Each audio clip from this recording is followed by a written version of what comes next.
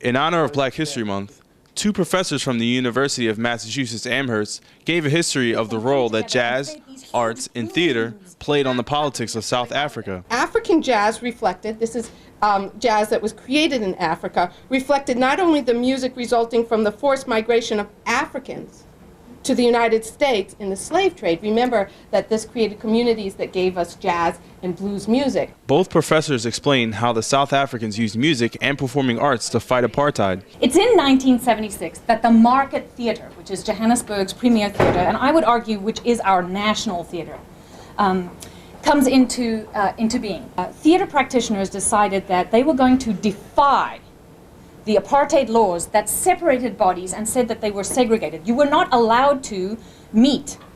If you were from different races, you were not allowed to assemble in a space, right? Because that could be subversive, right? You could actually think about ideas and, resist the state.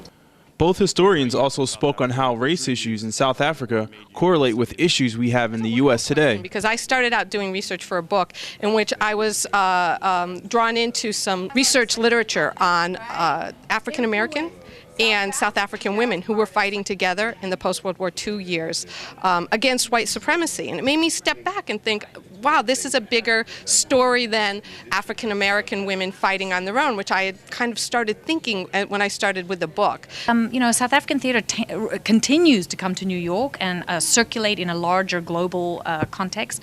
I'm just thinking recently Miss Julie was here in Brooklyn and sold out and actually went on for a second run. They were so successful. So, those kinds of issues I think really come from South Africa, and they resonate to Americans who are also dealing with race issues and also trying to figure out what it means to be a citizen in a democracy. I'm Warren Lee with SFCTV.